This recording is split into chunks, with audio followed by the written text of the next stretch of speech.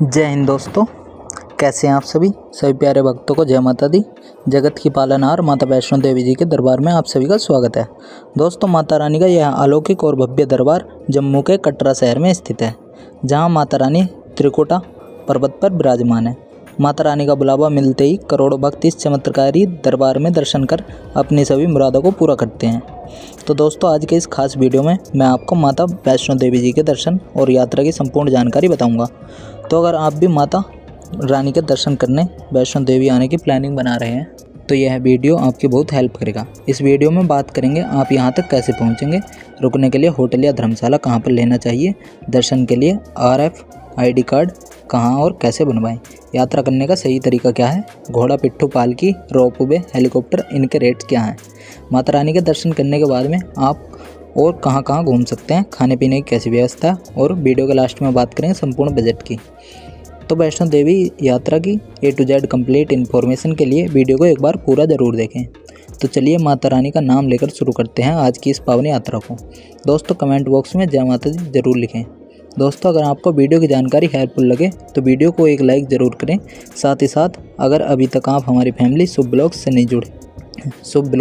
नहीं जुड़े हैं तो इस चैनल को प्लीज़ सब्सक्राइब ज़रूर करें।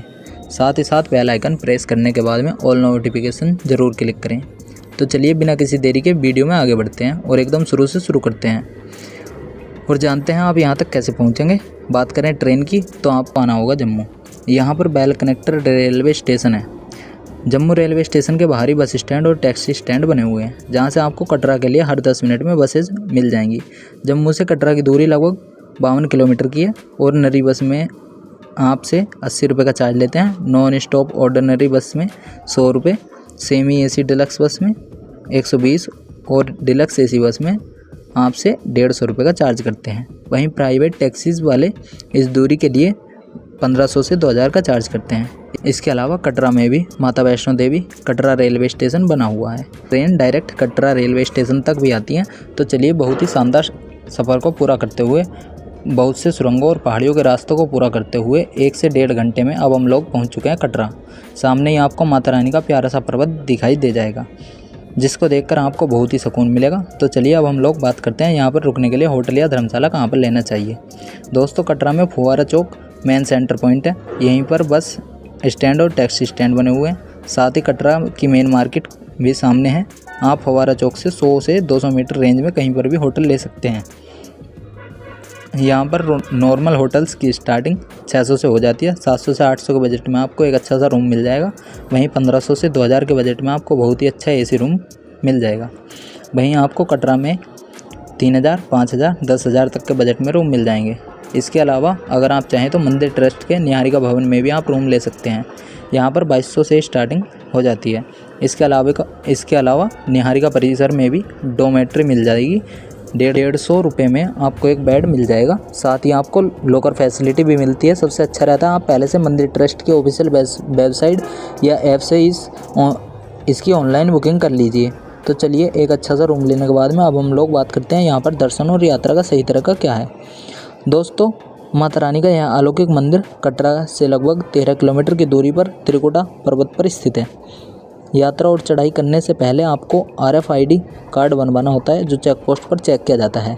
आप इस RFID कार्ड को Jammu railway station, Katra railway station, Katra bus stand के पास में या ताराकोट मार्ग पर भी बनवा सकते हैं। आपके पास में आधार कार्ड होना चाहिए और यह सभी को बनवाना ज़रूरी होता है और यह फ्री में बनता है। तो चलिए अब हम लोग बात करते हैं यह यात्रा और चढ़ाई की। दोस्तों, माता रानी के भवन तक पहुंचने के लिए 2 प्रमुख मार्ग हैं, ना बाणगंगा मार्ग और दूसरा नया ताराकोट मार्ग। सबसे पहले अब हम लोग बात करेंगे बाणगंगा मार्ग की। आप कटरा से ऑटो या पैदल यात्रा करते हुए बाणगंगा चेक पोस्ट के पास में आ जाइए। सामने ही आप बाणगंगा चेक पोस्ट देख रहे हैं। दोस्तों, यहाँ पर आपका सारा सामान और RFID कार्ड चेक किया जाएगा। फिर उसके बाद में आप बाणगंगा मार्ग पर आ जाएंगे। दोस्तों, अगर आप पैदल यात्रा करने में असमर्थ हैं तो आपको यहाँ पर घोड़ा पिट्ठू और पालकी के माध्यम से भी ले जाया जा सकता है। यहाँ पर प्रीपेड काउंटर बने हुए हैं। आप लोग इन काउंटर से बुकिंग कर ले। सभी रेट्स बोर्ड पर लिखे हुए हैं। इन सभी के रेट्स की बात करें तो घोड़े वाले बाणगंगा से अर्धकुमारी तक 500 रुपये और भवन तक के लिए 1100 रुपये का चार्ज करते हैं। पालकी वाले बाणगंगा से अर्धकुमारी तक 100 किलो तक के वजन के लिए 1500, ऊपर वजन के लिए 1900 रुपये का चार्ज करते हैं। बाणगंगा मार्ग से भवन तक के लिए 100 किलो वजन तक के लिए 3450 और इसके ऊपर के वजन के लिए 4300 रुपये का चार्ज करते हैं।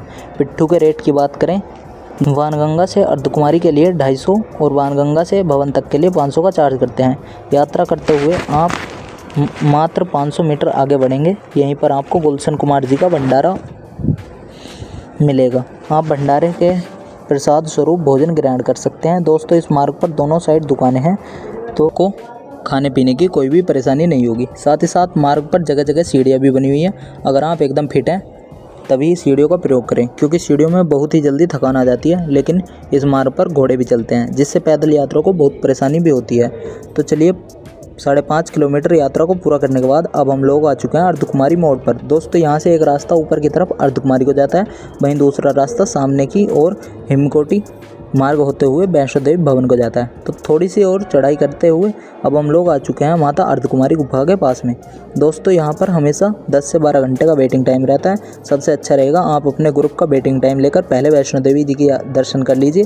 वापसी के टाइम में आप माता अर्धकुमारी जी के दर्शन कर सकते हैं। वहीं यहाँ पर जब भी सीज़न रहता है तो यहाँ पर 36 से 48 घंटे का आपको वेटिंग टाइम मिलेगा, इसलिए बहुत से वक्त सीधे माता वैष्णो देवी जी के दर्शन करने जाते हैं। तो चलिए, अब हम लोग फिर से हिमकोटी मार्ग पर आ जाएंगे।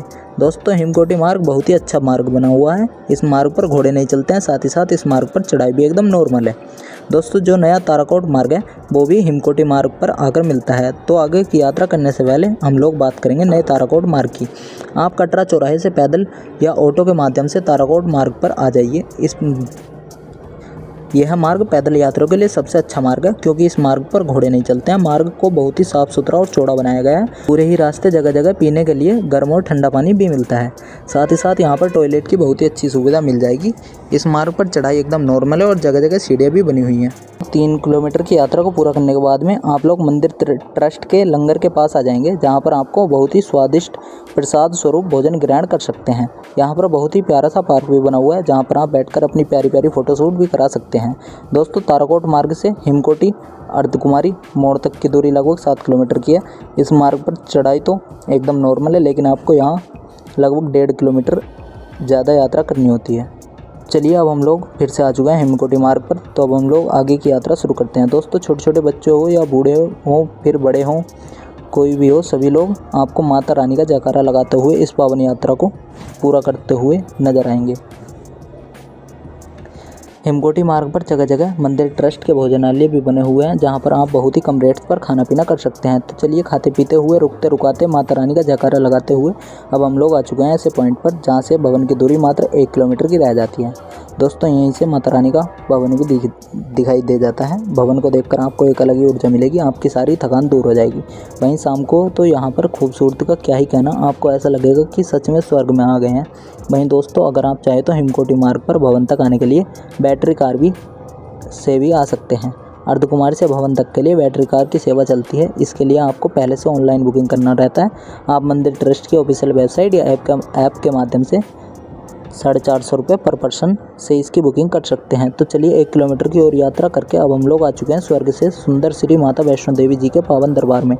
दोस्तों, अगर आपको पहुंचते पहुंचते शाम हो गई है और आप भवन के पास रुकना चाहते हैं, तो यहाँ पर बहुत से भवन बने हुए हैं। कालिका भवन, मनोकामना भवन, श्रीधर भवन, पार्वती भवन और भी बहुत से भवन बने हुए हैं।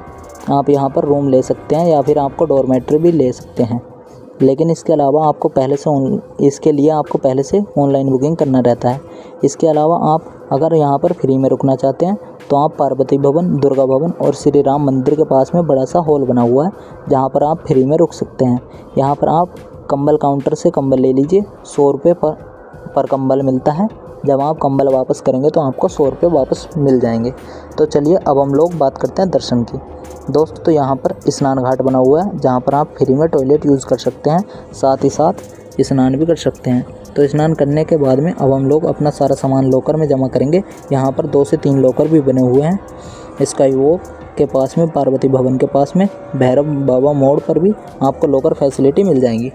मंदिर के अंदर मोबाइल फ़ोन, सब इलेक्ट्रॉनिक सामान, पर्स, बेल्ट, यह सब ले जाना मना है। तो चलिए, लॉकर में सारा सामान जमा करने के बाद में लाइन में लगकर इस स्काई वॉक होते हुए आगे बढ़ेंगे। सबसे पहले प्राचीन गुफा के दर्शन करेंगे, फिर गुफा में प्रवेश कर माता रानी का दर्शन प्राप्त करेंगे। यहाँ पर माता रानी पिंडी रूप में, महाकाली, लक्ष्मी, माँ सरस्वती के रूप में विराजमान है। दोस्तों आप सच में बहुत ही किस्मत वाले हैं जो माता रानी ने आपको अपने दरबार में बुलाया है। माता रानी आपकी सभी मनोकामनाओं को पूरा जरूर करेंगी। दोस्तों कमेंट बॉक्स में जय माता दी जरूर लिखें। दोस्तों भवन से निकलने के बाद में आप श्री राम मंदिर के दर्शन कर सकते हैं, हनुमान जी के दर्शन कर सकते हैं। फिर आपको लगभग 100 सीढ़ियाँ नीचे उतरकर महादेव जी के दर्शन कर सकते हैं।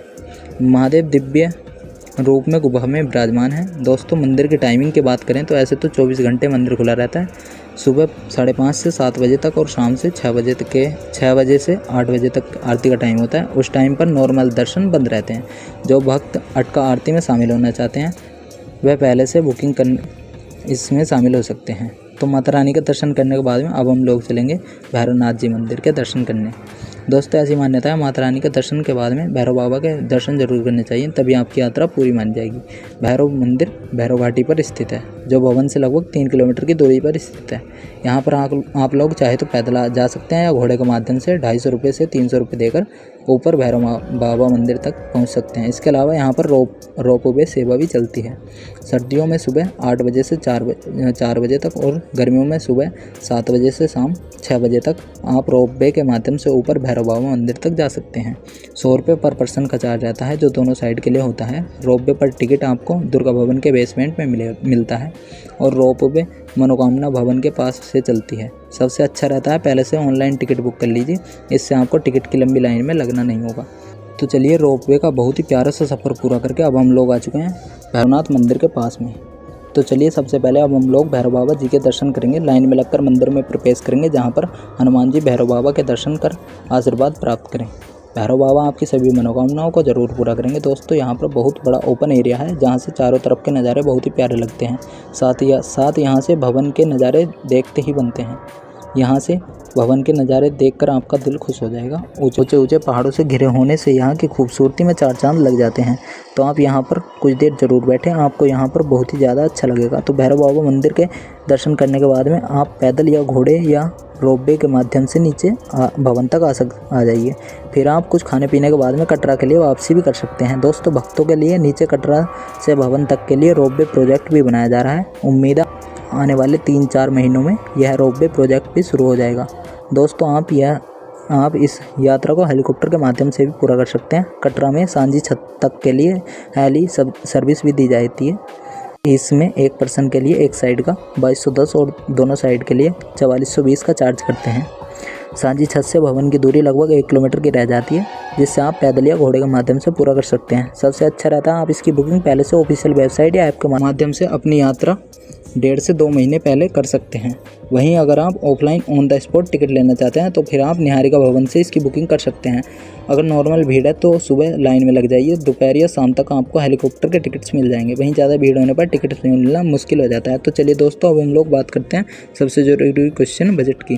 कितने बजट में आप इस पावन यात्रा को पूरा कर लेंगे। दोस्तों अगर आप 2 लोग हैं और आप 3 डेज़ और 2 नाइट का प्लान बनाने के बाद में अपने घर के लिए वापसी कर लेते हैं, आप पैदल यात्रा करते हैं, फिर आप मान के चलिए 6000 से 7000 प्लस ट्रेन टिकट, इतने बजट में आप इस पावन यात्रा को पूरा कर लेंगे।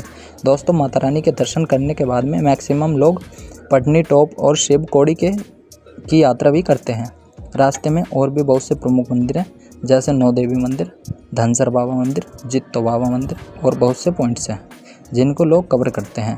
तो अब दोस्तों यहाँ पर मैंने आपको माता वैष्णो देवी जी की यात्रा से रिलेटेड हर एक छोटी बड़ी जानकारी को बहुत ही अच्छे से देने की पूरी कोशिश की है। अगर फिर भी आपका कोई क्वेश्चन रह जाता है तो आप कमेंट के माध्यम से पूछ सकते हैं। दोस्तों आपको यह वीडियो कैसा लगा और आप वीडियो कहाँ से देख रहे हैं कमेंट बॉक्स में ज़रूर बताइएगा। तो चलिए दोस्तों अब मिलते हैं किसी ऐसी ही इन्फॉर्मेटिव वीडियोज़ में। तब तक आप अपना और अपने परिवार का बहुत ज़्यादा ख्याल रखें। आपकी यात्रा सफल, सुमग और मंगलमय हो। जय हिंद, जय भारत, जय माता दी।